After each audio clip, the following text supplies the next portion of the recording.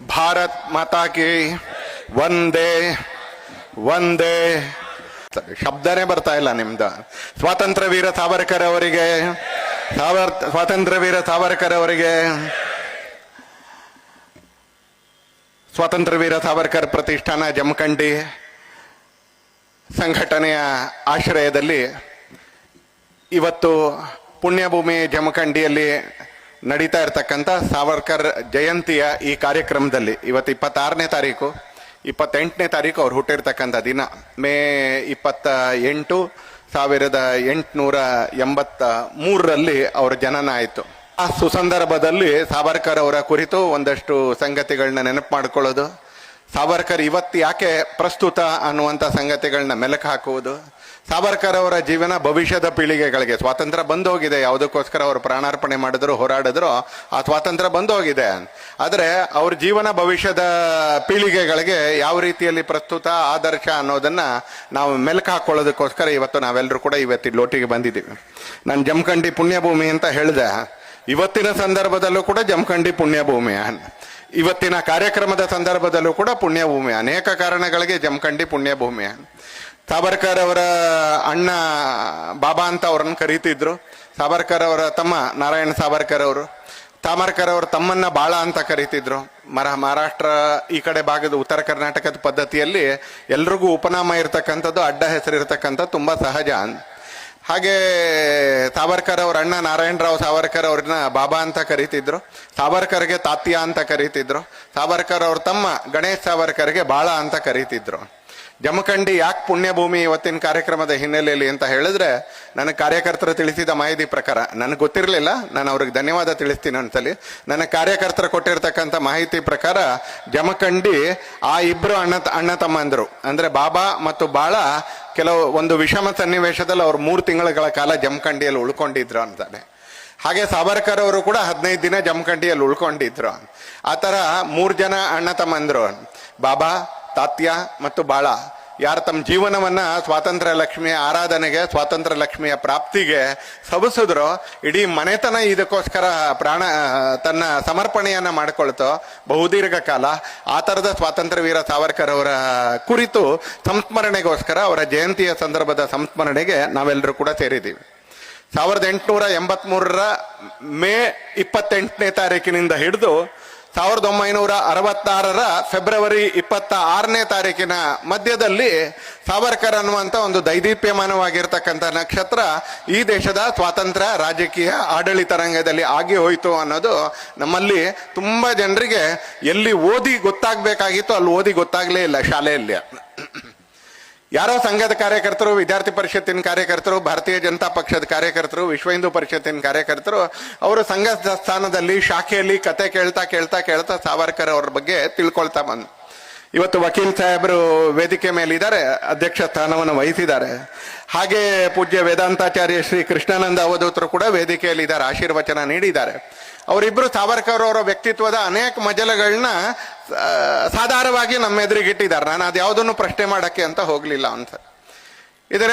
ಇದನ್ನೆಲ್ಲ ಕೇಳ್ತಾ ಇರ್ಬೇಕಾದ್ರೆ ಇಲ್ಲಿರ್ತಕ್ಕಂಥ ಅನೇಕರು ಯಾರು ಸಂಘಸ್ಥಾನಕ್ಕೆ ಬಂದಿಲ್ಲ, ಶಾಖೆಯಲ್ಲಿ ಸಾವರ್ಕರ್ ಕತೆ ಕೇಳಲಿಲ್ಲ, ಯಾರು ರಾಷ್ಟ್ರೋತ್ಥಾನದ ಭಾರತಿಯಲ್ಲಿ ವೀರ ಸಾವರ್ಕರ್ ಪುಸ್ತಕ ಓದಲಿಲ್ಲ, ಯಾರು ಶಿವರಾಮ ಅವರ ಆತ್ಮಾಹುತಿ ಪುಸ್ತಕವನ್ನು ಓದುವಂತ ಭಾಗ್ಯ ನಮಗೆ ಸಿಗ್ಲಿಲ್ಲ, ಯಾರಿಗೆ ಚಕ್ರವರ್ತಿ ಸೂಲಿಬೆಲೆ ಅವರ ವೀರ ಸಾವರ್ಕರ್ ಪುಸ್ತಕ ಸಿಗ್ಲಿಲ್ಲ, ಅಂತವ್ರಿಗೆ ಬಹಳ ಜನರಿಗೆ ವಿನಾಯಕ್ ದಾಮೋದರ್ ಸಾವರ್ಕರ್ ಅನ್ನುವಂಥ ಹೆಸರು ಕೂಡ ವಿವಾದದ ಕಾರಣಕ್ಕೆ ಗೊತ್ತೇ ಹೊರತು, ಎಲ್ಲೋ ಜವಾಹರ್ಲಾಲ್ ನೆಹರು, ಮಣಿಶಂಕರಯ್ಯರು, ಸಿದ್ದರಾಮಯ್ಯನಂತವರು ನಿರ್ಮಿಸ್ತಕ್ಕಂಥ ಜಾತ್ಯತೀತ ವಿವಾದಗಳ ಕಾರಣಕ್ಕೆ ನಮ್ಮಲ್ಲಿ ಕೆಲವರಿಗೆ ಸಾವರ್ಕರ್ ಅವರ ಹೆಸರು ಗೊತ್ತಾಗತ್ತೆ ಹೊರತು, ಸಾವರ್ಕರ್, ಬಾಬಾ, ತಾತ್ಯ, ಬಾಳ ತಮ್ಮ ಇಡೀ ಜೀವನವನ್ನ ಸ್ವಾತಂತ್ರ್ಯದ ಯಜ್ಞದಲ್ಲಿ ಹವಿಸ್ಸಿನ ತರ ಅರ್ಪಿಸ್ಬಿಡ್ತಾರೆ.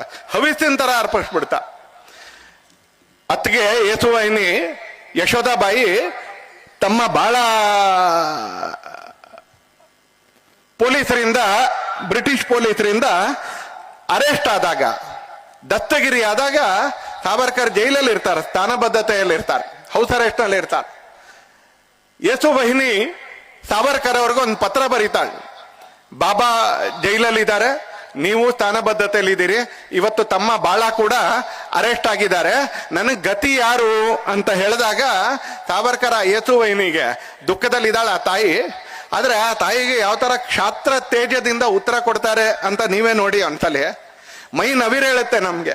ಅವ್ರ ಪತ್ರದಲ್ಲಿ ಬರಿತಾ ಹೋಗ್ತಾರೆ, ಗಜೇಂದ್ರನ ಸೊಂಡೆಲ್ನಿಂದ ಯಾವ ತಾವರೆಯನ್ನ ಶಿವನ ಪಾದಕ್ಕೆ ಅರ್ಪಿಸ್ತಾನೋ ಅದೇ ತಾವರೆನೇ ಧನ್ಯ. ಯಾಕಂದ್ರೆ ಕೊಳದಲ್ಲಿ ಸಾವಿರಾರು ತಾವರೆ, ನೂರಾರು ತಾವರೆ ಇರುತ್ತೆ.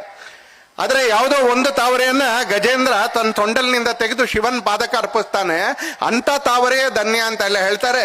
ವೈನಿ, ಯಸುವೈನಿ, ನಿಮ್ ಮನೆಯಲ್ಲಿ ನೀನ್ ಯಾವ ಮನೆಗೆ ಸೊಸೆಯಾಗಿ ಬಂದಿದ್ಯಾ ಆ ಮನೆಯಲ್ಲಿ ಮೂರು ಜನ ಆ ತರದ ಸ್ವಾತಂತ್ರ್ಯ ದೇವಿಗೆ ತಮ್ಮನ್ ತಾವು ಅರ್ಪಿಸ್ಕೊಳ್ತಕ್ಕಂಥ ಭಾಗ್ಯ ಈ ಮನೆತನಕ್ಕೆ ಸಿಕ್ಕಿದೆ. ನೀನ್ ಯಾವ ಮನೆಗೆ ಬಂದಿದ್ಯಾ ಆ ಮನೆ ತಾಯಿ ಏನಾದ್ರೂ ಬದುಕಿದಿದ್ರೆ, ನಮ್ಮ ಅಮ್ಮ ಬದುಕಿದ್ದಿದ್ರೆ, ಅಕಸ್ಮಾತ್ ತಮ್ಮ ತಾಯಿಗೆ 7 ಜನ ಮಕ್ಕಳಿದ್ದಿದ್ರೆ ಆಕೆ ಹರಸ್ತಿದ್ಲು. 7 ಜನ ಮಕ್ಕಳು ಸ್ವಾತಂತ್ರ್ಯ ಲಕ್ಷ್ಮಿಯ ಯಜ್ಞದಲ್ಲಿ ಇದೇ ರೀತಿ ಹವಿಸ್ಸಾಗಿ ಹೋಗ್ಲಿ ಅಂತೇಳಿ ತಾಯಿ ಹರಸ್ತಿದ್ಲು ಅಂತ ಅತ್ತಿಗೆಗೆ ಜ್ಞಾಪಕ ಮಾಡಿಕೊಡ್ತಾರ ಅಂತಾರೆ. ಸಾಯಂಕಾಲ 7 ಗಂಟೆ ಒಳಗೆ ಟ್ಯೂಷನ್ಗೆ ಹೋಗಿರೋ ಮಗ ಬರಲಿಲ್ಲ ಅಂತ ಹೇಳಿದ್ರೆ ಎಲ್ಲಿಗೆ ಹೋಗಿದ್ದಾನೆ ಅಂತ ಗೊತ್ತು, ಯಾವ ದಾರಿಯಲ್ಲಿ ಬರ್ತಾನೆ ಅಂತ ಗೊತ್ತು. ತಳಮಳಕ್ಕೊಳಗಾಗ್ತಕ್ಕಂಥ ನಾವು ಇವತ್ತಿನ ಪೀಳಿಗೆ ಯಾವುದೋ 1, 2, 3 ದಿನ ಜೈಲಿಗೆ ಹೋಗ್ಬಿಟ್ಟು ನಾವು ಇಷ್ಟು ವರ್ಷ ಜೈಲಿಗಿದ್ದೋ ಸ್ವಾತಂತ್ರ್ಯ ಹೋರಾಟಗಾರರು ಅಂತ ಅನ್ಕೊಳ್ತಕ್ಕಂಥ ಅಂದಿನ ಅನೇಕ ಜನರ ಮಧ್ಯದಲ್ಲಿ 3 ಜನ ಅಣ್ಣ ತಮ್ಮಂದ್ರು ಏಕಕಾಲದಲ್ಲಿ ಕರಿ ನೀರಿನ ಶಿಕ್ಷೆಯಲ್ಲಿ ಇರ್ತಾರೆ. ಬಾಬಾ ಕೂಡ ಅಂಡಮಾನ್ನಲ್ಲಿರ್ತಾರೆ, ತಾತ್ಯ ಕೂಡ ಅಂಡಮಾನ್ನಲ್ಲಿರ್ತಾರೆ, ಬಾಳ ಕೂಡ ಅಂಡಮಾನ್ನಲ್ಲಿರ್ತಾರೆ. ಎಂತ ವಂಶ ಅಂತ ಆಲೋಚನೆ ಮಾಡಿ ಒಂದ್ಸಲಿ. ಆ ಮನೆತನ ಎಂತದ್ದು ಅಂತ ಒಂದ್ಸಲಿ ಆಲೋಚನೆ ಮಾಡಿ ಅತ್ತಿಗೆಗೆ ಬರೀತಾರೆ, ಕೀಗೇತಲೆ ವ್ರತನಹೇ ಅಮೆ ಅಂದತೇನೆ.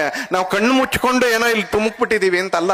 ಕೀಗೇತಲೆ ವ್ರತನಹೇ ಅಮೆ ಅಂದತೇನೆ ಲಬ್ಧ ಪ್ರಕಾಶ ಇತಿಹಾಸ ನಿಸರ್ಗಮಾನೆ.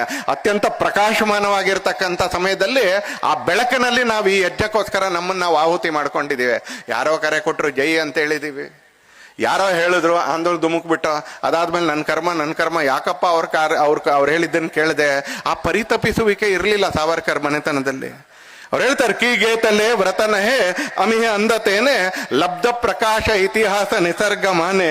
ಜೇ ದಿವ್ಯವಾಹಕ ಮನೂನಿ ಅಸಾವಯಾಚೆ ಬುದ್ಧ್ಯಾಚಿ, ಬುದ್ಧಿಪೂರ್ವಕವಾಗಿ ಬುದ್ಧ್ಯಾಚಿ ವಾಣ ಧರಿಲೆ ಕರಿಹೇ ಸತೀಚಿ.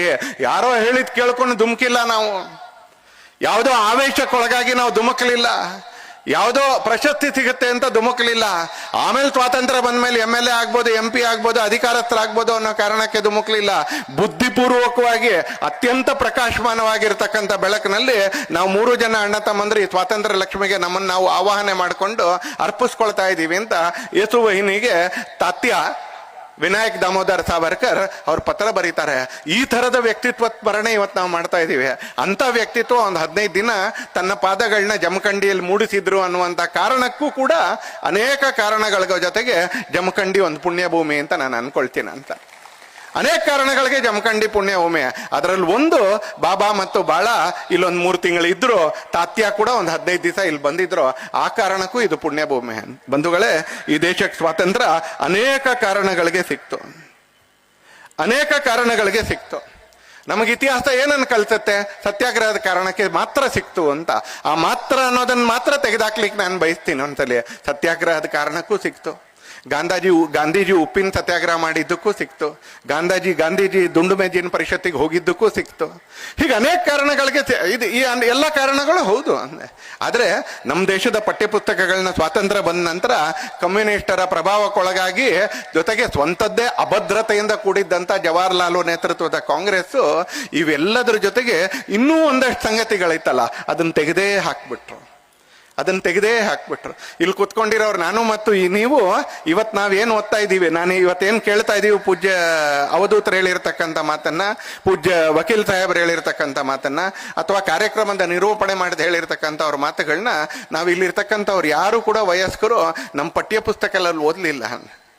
ನೀವೆಲ್ಲರೂ ಕೊಟ್ಟಿರೋ ಓಟಿನ ಮಹಾತ್ಮೆ ಕಾರಣಕ್ಕೆ ಬಂದಿರೋ ಸರ್ಕಾರ ಈಗ ಪಠ್ಯ ಪುಸ್ತಕದಲ್ಲಿ ಸಾವರ್ಕರ್ ಕಥೆಯನ್ನು ಸೇರಿಸಿದೆ, ಶಿವಾಜಿ ಕಥೆಯನ್ನು ಸೇರಿಸಿದೆ ಅನ್ಸಲಿ. ಆದ್ರೆ ಈಗ ನಾವು ಪುಸ್ತಕ ಓದುವಂತ ವಯಸ್ಸನ್ನ ನಾವು ದಾಟಿದೀವಿ.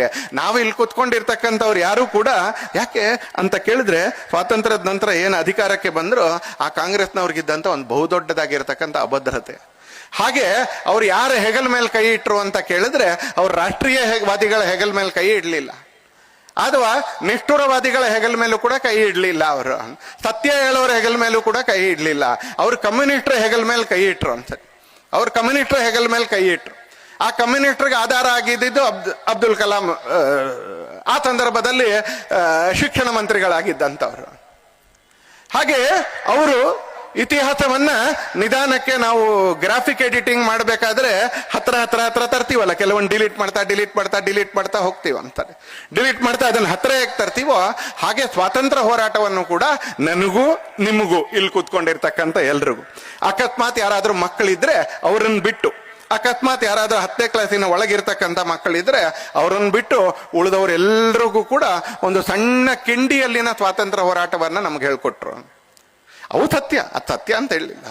ಸತ್ಯಾಗ್ರಹ ಮಾಡಿದ್ರಿಂದ ಸ್ವಾತಂತ್ರ್ಯ ಬರಲಿಲ್ಲ ಅಂತ ನಾನು ಹೇಳೋದಿಲ್ಲ. ಉಪ್ಪಿನ ಸತ್ಯಾಗ್ರಹ ಮಾಡಿದ್ರಿಂದ ಸ್ವಾತಂತ್ರ್ಯ ಬರಲಿಲ್ಲ ಅಂತ ನಾನು ಹೇಳೋದಿಲ್ಲ. ದುಂಡು ಮೇಜಿನ ಪರಿಷತ್ತಿಗೆ ಹೋಗಿದ್ದು ವ್ಯರ್ಥ ಅಂತ ನಾನೇನು ಹೇಳೋದಿಲ್ಲ.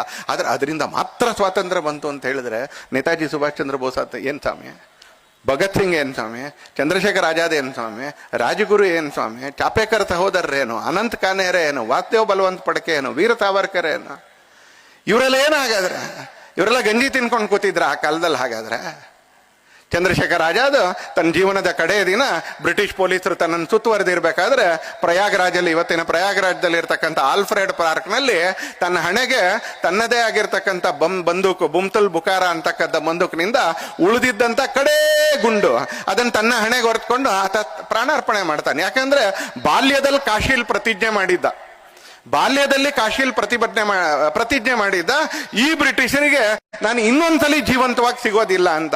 ಆ ಪ್ರತಿಜ್ಞೆ ಉಳಿಸ್ಕೊಳ್ಳಕ್ಕೆ ಪ್ರಾಣಾರ್ಪಣೆ ಮಾಡಿದ್ರಲ್ಲ ಚಂದ್ರಶೇಖರ್ ಆಜಾದ್, ಅವ್ರು ಏನ್ ತೌಡುಗುತ್ತಿದ್ರ ಸ್ವಾತಂತ್ರ್ಯಕ್ಕೋಸ್ಕರ ಪ್ರಾಣಾರ್ಪಣೆ ಮಾಡಿದೆ. ಯಾಕೆ ಅವ್ರ ಚರಿತ್ರೆ ಏನ್ ಬಿಟ್ರಿ ಅಂತ? ಯಾಕೆ ಅವ್ರ ಚರಿತ್ರೆ ಏನ್ ಬಿಟ್ರಿ? ಹೈದರಾಲಿ ಟಿಪ್ಪು ಸುಲ್ತಾನನ್ ಇತಿಹಾಸ ಹೇಳ್ತೀರಿ, ಒನಕೆ ಓಬವ್ವನ ಬಗ್ಗೆ ಯಾಕೆ ಹೇಳೋದಿಲ್ಲ? ಹೈದರಾಲಿ ಟಿಪ್ಪು ಸುಲ್ತಾನನ್ ಬಗ್ಗೆ ಪುಟಗಟ್ಲೆ ನಮ್ಮ ಮಕ್ಕಳಿಗೆ ಕಲಿಸ್ತೀರಿ, ಮದಕರಿ ನಾಯಕನ ಬಗ್ಗೆ ಯಾಕೆ ಹೇಳೋದಿಲ್ಲ? ಮೈಸೂರು ಒಡೆಯರ್ ಬಗ್ಗೆ ಯಾಕೆ ಹೇಳೋದಿಲ್ಲ ಅಂತಲ್ಲ. 40 ವರ್ಷ 50 ವರ್ಷ ಬೆಂಗಳೂರಿನಿಂದ ಮೈಸೂರಿಗೆ ಟಿಪ್ಪು ಎಕ್ಸ್ಪ್ರೆಸ್ ಓಡಿಸೋರಿಗೆ ಒಡೆಯರ್ ಎಕ್ಸ್ಪ್ರೆಸ್ ಅಂತ ಹೆಸರಿಟ್ಟು ಕೂಡಲೇ ಅಡಿಯಲ್ಲಿ ಬೆಂಕಿ ಆದಂಗೆ ಯಾಕೆ ಅನ್ಸುತ್ತೆ ಇವತ್ತಿನ ಕಾಂಗ್ರೆಸ್ನವ್ರಿಗೆ, ಅವತ್ತಿನ ಕಾಂಗ್ರೆಸ್ನವ್ರಿಗೆ? ನಾನು ರಾಜಕೀಯ ಮಾತಾಡೋದಿಲ್ಲ, ನಾನು ಇರೋದು ರಾಜಕೀಯ ಪಕ್ಷದ ಜವಾಬ್ದಾರಿ. ಆದ್ರೆ ನಾನು ಮಾತಾಡ್ತಾ ಇರ್ತಕ್ಕಂಥದ್ದು ಇತಿಹಾಸ. ಶಿಕ್ಷಣ ಕ್ಷೇತ್ರದ ಅನೇಕರಿದ್ದಾರೆ, ಅವರೆಲ್ರಿಗೂ ಗೊತ್ತು. ಹೇಳಕ್ಕಾಗದೇ ಹೇಳಬೇಕಾಗಿದ್ದಂತ ಹೇಳದೇ ಇರ್ತಕ್ಕಂಥ ಈ ತರದ 1000 ಸಂಗತಿಗಳಿದಾವೆ ಅಂತ ಶಿಕ್ಷಣ ಕ್ಷೇತ್ರದ ಅನೇಕ ಗಣ್ಯರಿಗೆ ಗೊತ್ತಿದೆ ಅಂತಲೇ. ಆ ಥರ ತಮ್ಮ ಅಭದ್ರತೆಯ ಕಾರಣಕ್ಕೆ ಸ್ವಾತಂತ್ರ್ಯ ಬಂತು. ಹೇಗೆ ಅಧಿಕಾರಕ್ಕೆ ಬಂದ್ರು ಜವಾಹರ್ಲಾಲ್ ನೆಹರು ಅಂತ ಕೇಳಿದ್ರೆ ಒಂದೇ ಒಂದು, ಗಾಂಧೀಜಿಯವರ ಆಶೀರ್ವಾದ ಇತ್ತು. ಕಾಂಗ್ರೆಸ್ಸಿನ ಒಳಗೂ ಬೆಂಬಲ ಇರಲಿಲ್ಲ, ಜನತೆ ಬೆಂಬಲ ಅಂತೂ ದೇವರಾಣೆ ಇರಲಿಲ್ಲ, ಎರಡೂ ಇರಲಿಲ್ಲ. ಗಾಂಧೀಜಿಯವ್ರ ಬೆಂಬಲ ಇತ್ತು, ಇರ್ಲಿ, ಅದಕ್ಕೆ ನಮ್ಗೇನು, ಅದು ಅವ್ರ ಸಂಘಟನೆ, ಆ ಕಾಲದ ಸಂಘಟನೆ, ಅದ್ರ ಬಗ್ಗೆ ನಾವು ಟಿಪ್ಪಣಿ ಮಾಡಲ್ಲ. ಗಾಂಧೀಜಿಯವರು ಯಾಕೆ ಸಮರ್ಥನೆ ಕೊಟ್ಟರು ಅದ್ರ ಬಗ್ಗೆನೂ ನಮ್ದೇನು ಟೀಕೆ ಇಲ್ಲ, ನಮ್ದೇನು ಟಿಪ್ಪಣಿ ಇಲ್ಲ. ಆದ್ರೆ ಕಾಂಗ್ರೆಸ್ಸಿನ ಒಳಗೂ ಬೆಂಬಲ ಇರಲಿಲ್ಲ ಜವಾಹರ್ಲಾಲ್ ನೆಹರುಗೆ, ಹಾಗೆ ಕಾಂಗ್ರೆಸ್ಸಿನ ಹೊರಗೆ ಜನತೆಯ ಬೆಂಬಲ ಕೂಡ ಇರಲಿಲ್ಲ ಅಂತಕ್ಕಂಥ ಸರ್ವಕಾಲಿಕವಾಗಿರ್ತಕ್ಕಂಥ ಸತ್ಯ, ಸಾರ್ವಕಾಲಿಕವಾಗಿರ್ತಕ್ಕಂಥ ಸತ್ಯ. ಅಕಸ್ಮಾತ್ 1947 ನಂತರ ಸರ್ಕಾರ ಬರುವಂತ ಸಂದರ್ಭದಲ್ಲಿ ಗಾಂಧೀಜಿ ಜವಾಹರ್ಲಾಲ್ ನೆಹರುವನ್ನೇ ಪ್ರಧಾನಮಂತ್ರಿ ಮಾಡಬೇಕು ಅಂತ ಹಠ ಹಿಡಿದಿದ್ರೆ, ಇತಿಹಾಸ ಹೇಳ್ತಾ ಇದ್ದೀನಿ ನಾನು, ರಾಜಕೀಯ ಹೇಳ್ತಾ ಇಲ್ಲ. ಮತ್ತೊಂದಲ್ಲಿ ಹೇಳ್ತೀನಿ, ಇತಿಹಾಸ ಹೇಳ್ತಾ ಇದ್ದೀನಿ ನಾನು, ರಾಜಕೀಯ ಹೇಳ್ತಾ ಇಲ್ಲ. ಅಕಸ್ಮಾತ್ ಮಹಾತ್ಮ ಗಾಂಧೀಜಿ ಕಾಂಗ್ರೆಸ್ಸಿನ ಕೋರ್ ಸಮಿತಿಯಲ್ಲಿ, ಕೇಂದ್ರೀಯ ಸಮಿತಿಯಲ್ಲಿ ಗಾಂಧೀಜಿ ಹಠ ಹಿಡಿದೇ ಇದ್ದಿದ್ರೆ ಈ ದೇಶ ವಲ್ಲಭಾಯ್ ಪಟೇಲ್ ಅವ್ರನ್ನ ಮೊದಲನೇ ಪ್ರಧಾನಮಂತ್ರಿಯಾಗಿ ಪಡೀತಿತ್ತು. ಪ್ರಜಾಪ್ರಭುತ್ವದ ಪ್ರಕಾರ ಅವ್ರು ಓಟ್ ಹಾಕಿದ್ದಿದ್ರೆ ಕಾಂಗ್ರೆಸ್ನಲ್ಲಿ. ಜವಾಹರ್ಲಾಲ್ ನೆಹರು ಈ ದೇಶದಲ್ಲಿ ಪ್ರಧಾನಮಂತ್ರಿ ಆಗಿದ್ದು ಒಂದೇ ಒಂದು ಕಾರಣಕ್ಕೆ, ಗಾಂಧೀಜಿ ಕಾರಣಕ್ಕೆ. ಆ ಗಾಂಧೀಜಿ ಹೋದ ಮೇಲೆ ಜವಾಹರ್ಲಾಲ್ ನೆಹರುಗೆ ಏನು ರಾಜಕೀಯ ಅಭದ್ರತೆ ಕಾಡ್ತಾ ಇತ್ತು. The political insecurity that was affecting Jawaharlal Nehru made Jawaharlal Nehru to submerge all the other activities of independent struggle other than Gandhiji and Nehru. Gandhiji ಮತ್ತು ನೆಹರು ಬಿಟ್ಟು ಉಳಿದೆಲ್ಲ ಸಂಗತಿಗಳನ್ನ ದಬಾಯಿಸುವಂತ ಕೆಲಸದಲ್ಲಿ ಆ ಸಂದರ್ಭದಲ್ಲಿ ಇರತಕ್ಕಂಥ ಕಾಂಗ್ರೆಸ್ ಮತ್ತು ಅದರ ಎಕೋಸಿಸ್ಟಮ್ ಅಂತ ಏನ್ ಕರಿತೀವಿ ಅವ್ರು ಮಾಡ್ತಾ ಹೋದ್ರು. ಹಾಗಾಗಿ ಬಂಧುಗಳೇ, ಇವತ್ತು ಅವಧೂತರು ಹೇಳಿದಾಗ, ಇವತ್ತು ವಕೀಲ್ ಸಾಹೇಬರು ಹೇಳಿದಾಗ, ಇವತ್ತು ನಿರೂಪಕರು ಹೇಳಿದಾಗ ಅನೇಕ ಸಂಗತಿಗಳು ಈಗ ಎಲ್ಲಿದೆ ಹೇಳ್ತಾರೆ. ಈಗ RSS ನವ್ರು ಹೇಳ್ತಾರೆ. ಯಾಕೆ RSS ನವ್ರು ಹೇಳಿದ್ರೆ ತಪ್ಪ? ಯಾಕೆ ಸಾವರ್ಕರ್ ಪ್ರತಿಷ್ಠಾನದವ್ರು ಹೇಳಿದ್ರೆ ತಪ್ಪ? ಇತಿಹಾಸದ ಪುಟಗಳಿಂದ ತೆಗೆದುಬಿಟ್ಟು ಸಾವರ್ಕರ್ ಪ್ರತಿಷ್ಠಾನದವರು RSS ನವರು ಹೇಳಿದ್ರೆ RSS ನವರು ಹೇಳಿದ ಕಾರಣಕ್ಕೆ ಯಾಕೆ ತಪ್ಪಾಗುತ್ತದು?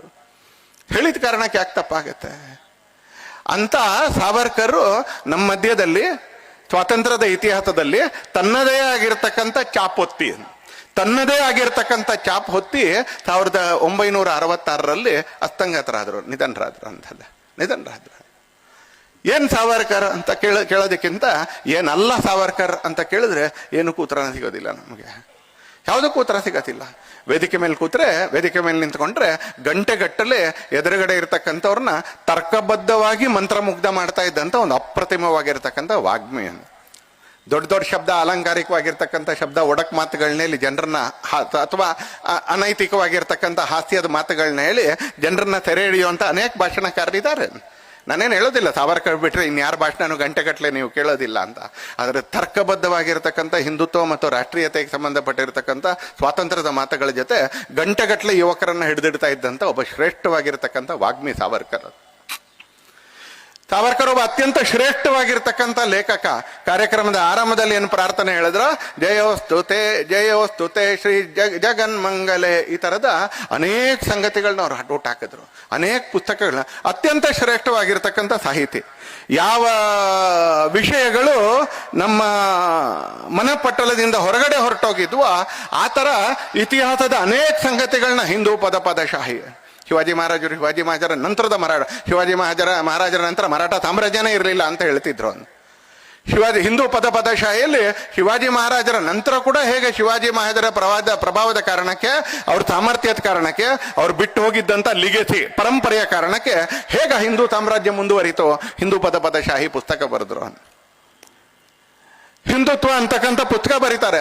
ಸರ್ವಪಲ್ಲಿ ರಾಧಾಕೃಷ್ಣನ್, ಡಾಕ್ಟರ್ ಅಂಬೇಡ್ಕರ್, ಗಾಂಧೀಜಿ ಅಂತವರು ಅತ್ಯಂತ ಶ್ಲಾಘಿಸ್ತಾರೆ. ಅತ್ಯಂತ ಸುಸಂದರ್ಭದಲ್ಲಿ ನಮ್ಮ ಮನಸ್ಸಿಗೆ ಕ್ಲಾರಿಟಿ ಕೊಡ್ತಕ್ಕಂಥ ರೀತಿಯಲ್ಲಿ ಒಂದು ಉತ್ತಮವಾಗಿರ್ತಕ್ಕಂಥ ಪುಸ್ತಕ ಬಂತು ಅಂತೇಳಿ ಇವರೆಲ್ಲರೂ ಟಿಪ್ಪಣಿ ಬರೀತಾರೆ. ಹಿಂದೂ ಅಂದ್ರೆ ಯಾರು, ಹಿಂದೂ ರಾಷ್ಟ್ರ ಅಂದ್ರೆ ಯಾವುದು ಅತ್ಯಂತ ಸ್ಪಷ್ಟವಾಗಿ ಆ ಹಿಂದುತ್ವ ಪುಸ್ತಕದಲ್ಲಿ ಹೇಳ್ತಾರೆ. ಆ ಸಿಂಧು ಪರ್ಯಂತ, ಆ ಸಿಂಧು ಪರ್ಯಂತ ಯಸ್ಯ ಭಾರತ ಭೂಮಿಕಾ, ಏನು ದೇಶ ಅಂದ್ರೇನು, ರಾಷ್ಟ್ರ ಅಂದ್ರೇನು, ಆ ಕಲ್ಪನೆನ ಹಿಂದುತ್ವ ಪುಸ್ತಕದಲ್ಲಿ ಅವ್ರು ಕ್ಲಾರಿಫೈ ಕೊಡ್ತಾರೆ. ಪಿತೃಭೂ ಪುಣ್ಯಭೂ ಅಷ್ಟೈವ, ಅದು ಪಿತೃಭೂಮಿ, ಅದು ಪುಣ್ಯಭೂಮಿ, ಸವೈ ಹಿಂದೂ ರೀತಿ ಸ್ಮೃತ. ಅದರಲ್ಲಿ ಇರ್ತಕ್ಕಂಥವ್ರೆಲ್ಲರೂ ಹಿಂದೂಗಳು ಹೇಳ್ತಾರೋ ಅಂತಲ್ಲಿ. ಈ ಭೂಮಿಯನ್ನು ಯಾರು ಪಿತೃಭೂಮಿ ಅಂತ ಭಾವಿಸ್ತಾರೋ, ಈ ಭೂಮಿಯನ್ನು ಯಾರು ಪುಣ್ಯಭೂಮಿ ಅಂತ ಭಾವಿಸ್ತಾರೋ ಅವರೇ, ಮತ್ತು ಈ ಭೂಭಾಗದಲ್ಲಿ ಇರ್ತಕ್ಕಂಥವ್ರು ಅವರೆಲ್ಲರೂ ಕೂಡ ಹಿಂದೂಗಳು ಅಂತ ಹೇಳ್ತಾರ ಅಂತಾರೆ. ಹಿಂದುತ್ವಕ್ಕೆ ವ್ಯಾಖ್ಯೆ ಕೊಡ್ತಾರೆ. ಅತ್ಯಂತ ಪ್ರಾತಿನಿಧಿಕವಾಗಿರ್ತಕ್ಕಂಥ ಸಾಮಯಿಕವಾಗಿರ್ತಕ್ಕಂಥ ವ್ಯಾಖ್ಯೆ ಕೊಡ್ತಾರೆ. ಭಾರತದ ಇತಿಹಾಸದ 6 ಸ್ವರ್ಣ ಪುಟಗಳು ಅಂತ ಹೇಳಿ ನಮಗೆಲ್ರಿಗೂ ಗೊತ್ತೇ ಇಲ್ಲದೆ ಇರ್ತಕ್ಕಂಥ, ಇತ್ತೀಚೆಗೆ ಯಾರೋ ಕಾರ್ಯಕರ್ತರು ಒಂದು ಪೇಪರ್ ತಂದು ಕೊಟ್ಟರು ಅಂತೇಳಿ. 550-600 ವರ್ಷದ ಇತಿಹಾಸ ಅಮೆರಿಕದ್ದು. ಇಲ್ಲಿರೋ ಇತಿಹಾಸದ ಪ್ರೊಫೆಸರ್ಗಳು ಅದಕ್ಕಿಂತ ಹಿಂದಿನ ಅಮೆರಿಕದ ಇತಿಹಾಸದ ಬಗ್ಗೆ ಹೇಳಲಾರರು, ಯಾಕಂದ್ರೆ ಅಲ್ಲಿ ಬರವಣಿಗೆ ಇರಲಿಲ್ಲ. ಕೊಲಂಬಸ್ ಹೋದ್ಮೇಲೆ ಅಮೆರಿಕದ ಬಗ್ಗೆ ಎಲ್ರಿಗೂ ಗೊತ್ತಾಗಕ್ಕೆ ಆರಂಭ ಆಯ್ತು. ಅದಕ್ಕಿಂತ ಮುಂಚಿನ ಒಂದಷ್ಟು ಶಿಲಾಲೇಖಗಳು. ಆ ತರದ ಅಮೆರಿಕದಲ್ಲಿ 17 ಲಕ್ಷ ಆರ್ಕಿಯಾಲಜಿ ಸೈಟ್ಗಳಿದಾವೆ. 17 ಲಕ್ಷ ಆರ್ಕಿಯಾಲಜಿ ಸೈಟ್ಗಳಿದಾವೆ ಅಂತ ಅಮೆರಿಕದಲ್ಲಿ. ಆದ್ರೆ ಯಾವುದನ್ನ ಯುಗಗಳು ಅಂತ ಕರಿತೀವೋ, ಆಕೃತ ಯುಗ, ತ್ರೇತಾಯುಗ, ದ್ವಾಪರ ಯುಗ ನಂತರದ್ದು ದಾಖಲೆ ಇರತಕ್ಕಂಥ ಇತಿಹಾಸ ಇರುವಂತ ಭಾರತದಲ್ಲಿ ಇರೋದು 7860 ಆರ್ಕಿಯಾಲಜಿಕಲ್ ಸೈಟ್ಗಳು.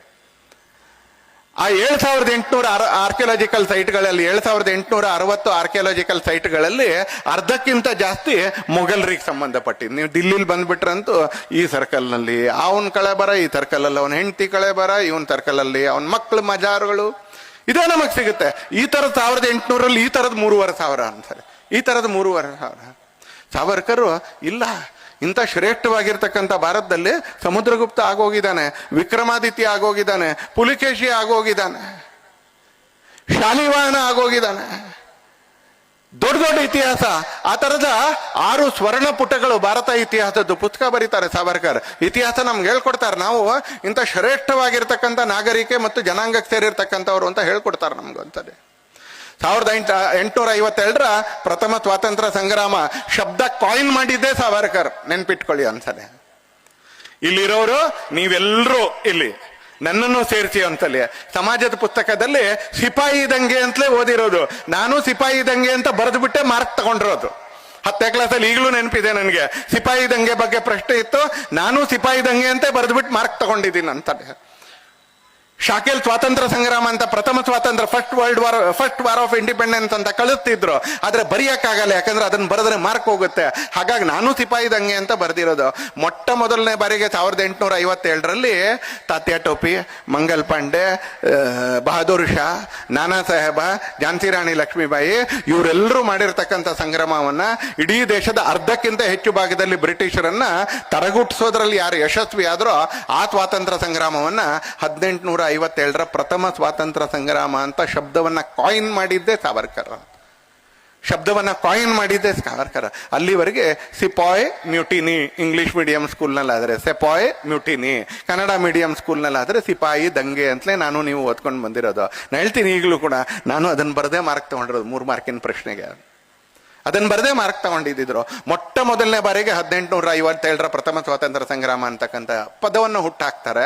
ಅದರಲ್ಲಿ ಝಾನ್ಸಿ ರಾಣಿ ಲಕ್ಷ್ಮೀಬಾಯಿ, ನಾನಾ ಸಾಹೇಬ, ಮಂಗಲ್ ಪಾಂಡೆ, ತಾತ್ಯಾ ಟೋಪಿ, ಬಹದ್ದೂರ್ ಶಾ ಇವರೆಲ್ಲರ ಶೌರ್ಯದ ಕಥೆಯನ್ನು ಅವ್ರು ನಮಗೆ ತಂದುಕೊಡ್ತಾರೆ. ಒಂದ್ಸಲ ಸಾವರ್ಕರ್ ಕೇವಲ ಪುಸ್ತಕ ಬರಲಿಲ್ಲ, ಸಾವರ್ಕರ್ ನಂತರದ ದಿನಗಳಲ್ಲಿ ಅನೇಕ ಶಬ್ದಗಳು ಯಾವುದು ವಾಡಿಕೆಯಲ್ಲಿ ಬರ್ತಾ ಇದೆ ಅದಕ್ಕೆ ಭಾರತೀಯ ಶಬ್ದ ಬರಬೇಕು ಅಂತ ಹೇಳಿದ್ರು. ಒಂದ್ಸಲ ಇಲ್ಲಿ ಸಂಸತ್ ಸದಸ್ಯರು ಕೂತಿದ್ರೆ ನಿಮಗೆ ಸಂಸತ್ ಸದಸ್ಯರು ಅಂತ ನಾಮಕರಣ ಮಾಡಿದ ಸಾವರ್ಕರ್. ಇಲ್ಲಿ ವಿಧಾನಸಭಾ ಸದಸ್ಯರು ಕೂತಿದ್ರೆ ಅದಕ್ಕೆ ವಿಧಾನಸಭೆ ಅಂತ ನಾಮಕರಣ ಮಾಡಿದ ಸಾವರ್ಕರ್. ಇಲ್ಲಿ ವಿಧಾನ ಪರಿಷತ್ ಸದಸ್ಯರು ಕೂತಿದ್ದೀರಿ, ವಿಧಾನ ಪರಿಷತ್ ಅಂತ ನಾಮಕರಣ ಮಾಡಿದ ಸಾವರ್ಕರ್. ಎಷ್ಟು ದಿನ ಪಾರ್ಲಿಮೆಂಟ್ ಅಂತ ಕರಿತೀರಿ, ಅದು ಸಂಸತ್ ಅಂತ, ಅದನ್ನ ಲೋಕಸಭೆ ಅಂತ, ಅದನ್ನ ರಾಜ್ಯಸಭೆ ಅಂತ, ಅದನ್ನ ವಿಧಾನಸಭೆ ಅಂತ, ಅದನ್ನ ವಿಧಾನ ಪರಿಷತ್ ಅಂತ. ಇಲ್ಲಿರ್ತಕ್ಕಂಥವ್ರೆಲ್ಲರೂ ಡಿವಿಡೆಂಡ್ ತಗೊಳ್ತೀವಿ, ಬಹಳ ಜನ ಡಿವಿಡೆಂಡ್ ತಗೊಳ್ತೀವಿ ಶೇರ್ಗೆ. ಅದಕ್ಕೆ ಲಾಭಾಂಶ ಅನ್ನೋ ಶಬ್ದವನ್ನ ಭಾರತೀಯ ಭಾಷೆಯಲ್ಲಿ ಹುಟ್ಟಾಕಿದ್ ಸಾವರ್ಕರ್. ಈ ತರ 10,000ಕ್ಕಿಂತ ಹೆಚ್ಚು ಭಾರತೀಯ ಭಾಷೆಗಳ ಶಬ್ದವನ್ನು ಹುಟ್ಟಾಕ್ತಾರೆ.